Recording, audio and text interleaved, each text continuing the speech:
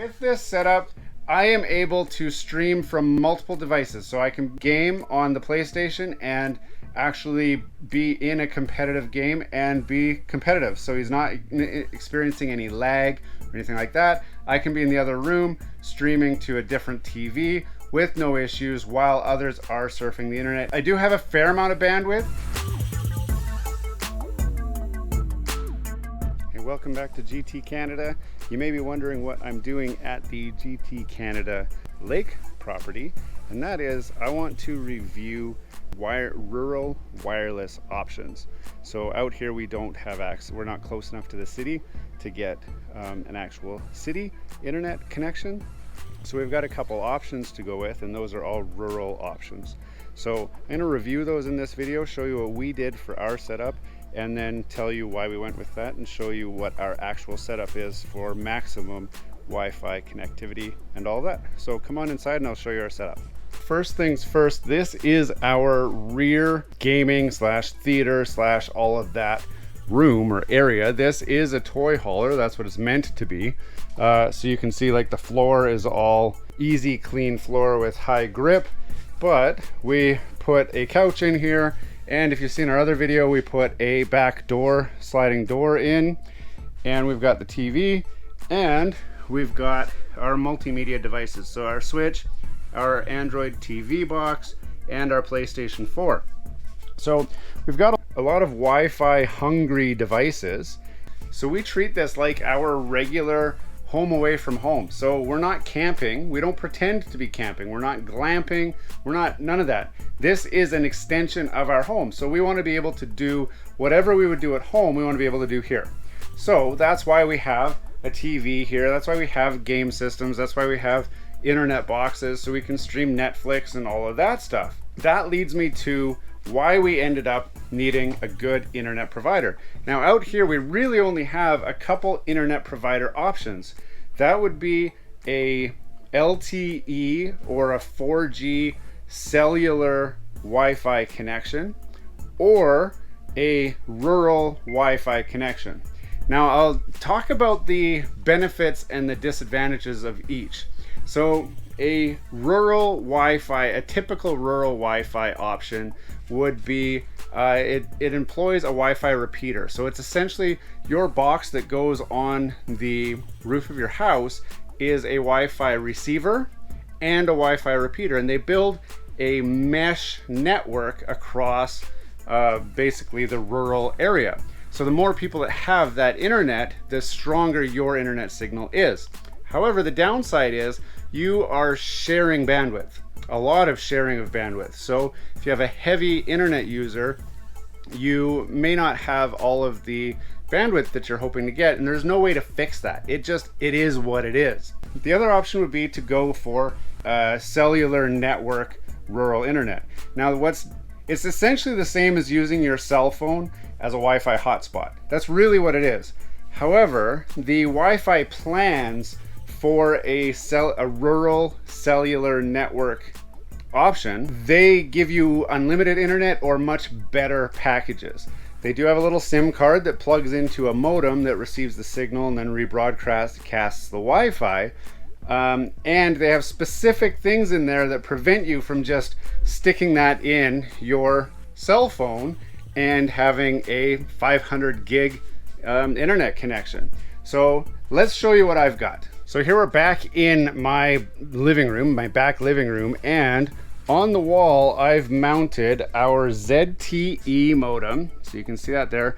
This is, I forget what the model is, they're all pretty similar, ZTE modem. This has a slot for a SIM card and it has a GPS receiver in it. The GPS receiver is important because the company that I get my internet from in Canada here, I'm using TELUS, which you can also get Bell. Rogers has one too, but I didn't like their coverage map and I didn't like their cost. So TELUS had the best options available at the time. So this modem has a battery built in, a battery backup, so you can see the battery health is charged. It does data and voice. You can see the Wi-Fi is off right now, and I'll explain that in a minute. But this, you just put a SIM card in it checks your location to make sure that the address you said you were going to use it at is close to the area where the modem is. If this modem is traveling, it'll actually disconnect your Wi-Fi connection and then say, hey, you're outside of your agreed service area. And that's how they prevent you from sticking this in a cell phone and just trying to get rural internet that way. So you'll notice I also have a router here. Now, this does have a built-in modem. It's a modem with a built-in router. The problem with this is it has a 10 user limit. That means you can only have 10 devices connected to it at one time. Now, that might not be a big deal for you if it's just you and one other or maybe two other people, but in my case, I've got 4 kids and there's 2 adults, so that's 6 of us, that's 1 device each. Well, if you've got a cell phone and a laptop and a tablet each, we easily exceed the 10 device limit on here. Plus, we've got our security camera system. So we've got our security camera that we're just using Wise cameras, and I've got 3 cameras on here. I don't know if you can see that. So we've got cottage front, cottage back, and outside. So that's 3 devices right off the bat.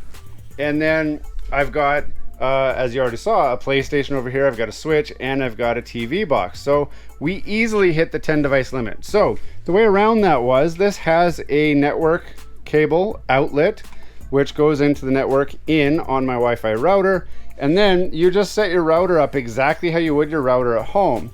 The only thing you have to do, you will have disconnection issues. And if you're watching this video and you're trying to figure out how do I hook a router up to a ZTE modem or any cellular modem, the trick was I had to go into the software on here, which you can go into by just typing in the IP address of this modem while you're connected to it, and turn off the wireless router. So once I turned the wireless router completely off, that allowed for this to broadcast all of my Wi-Fi at my property with no device limit. So that's what the setup is here. Now I've put it on the wall just so that I can, keep it up out of the way. I've done something special here with this setup. So you'll notice I have 1 antenna here. Normally there would have been 1 here, but what I did instead was I got this little adapter here, which goes up to here, goes up to here, and goes up to here, and then that goes outside. And I'll show you that. There. Now you can see it even better.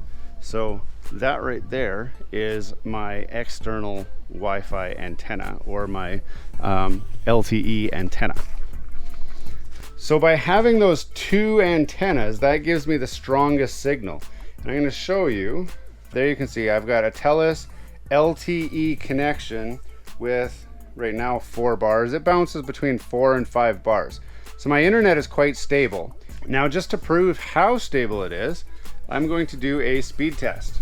Now I am connected right now to my Wi-Fi, which is a 5G Wi-Fi connection. So let's see what kind of speed we get out of this. So you can see there it's hovering around 24, 25. My ping is 22 milliseconds. We'll just let it settle out there. And then my upload. So that download settled at 24.1. You can see there. Upload is still testing. Now this is the speed test app. There's nothing fancy about this. It just connects and sends a bunch of package data back and forth, trying to see how quick your connection is. And there you have it. So my upload is about 5.7, my download's 24.1. Now I'm going to turn my Wi-Fi off. So I've turned my Wi-Fi off. Now I'm on an LTE connection, and let's do the test again on my regular cell phone connection. Now it's spiked a little bit higher, but it's settling down. Actually, it's slowing down quite a lot. Let's see what it averages out to. So the average on that's 23 with a ping rate of 31, and it's testing my upload. Now my upload gets capped, I believe, on this. So you'll see my upload's quite slow. And I think that's because on a cellular device, you don't really need a fast upload option. And there you have it. So that's the difference between my cellular connection, which I get from direct from my cell phone, from my cellular carrier, and the speed that I get from my rural internet connection. So you'll notice my upload's a little bit faster on my rural connection, and that's because it needs to be a little bit faster for a seamless internet surfing experience versus on my cell phone where you're gonna have optimized apps and that sort of thing. So with this setup, I am able to stream from multiple locations or from multiple devices. So I can have my son can game on the PlayStation and actually be in a competitive game and be competitive. So he's not experiencing any lag or anything like that. I can be in the other room streaming to a different TV with no issues while others are surfing the internet. And I've got those 3 cameras which are broadcasting to the Y servers. So I do have a fair amount of bandwidth. At home, I've got more bandwidth than that. So I do have to be mindful of that. I edit my YouTube videos and upload my YouTube videos from this connection right here. And I don't notice a huge difference. It's not so slow here that I can't do anything. I can Zoom to friends or coworkers or whatever. And my kids have been able to do school from here without any problems at all. So this internet connection does seem to be stable, and even in bad weather, it still holds up just fine. I had no problem streaming my cameras all winter from this connection, and even in snowstorms and whatever. So this connection is a good, viable internet connection option for those of you that are looking for some way to get connected from a rural location, i.e. like here where we're in a trailer out at the lake, or if you're on a property. I don't know if I would use this on like a farm property. I would look at other options, but there's not a lot of other options. This one alone cost me about $80 a month, which is on the higher end of what an internet connection would cost. At home, I'm paying about $100 a month for gigabit internet with no bandwidth limit and no download limit. Whereas here, I can only do 500 gigs a month. If I exceed that 500 gigs, I lose my connection until the billing cycle resets. Overall though, this is the best option I was able to find at the price that I was willing to pay. If you're having connectivity issues, I would encourage you to give one of those antennas a try. I will put a link in the description for all of the devices that I used for this connection or devices that are similar. So for example, this router, you probably can't get this router anymore. I've had it for a couple years. So I will link to a different router that's just a budget router you can use with this system, and I'll link to a more advanced router that you can use. It's probably overkill for the connection that you've got, but I'll link to it anyway so that you guys can see what that's all about as well. I hope you enjoyed this video today. Don't forget to subscribe down below. I hope to see you again, but until next time, have a great day.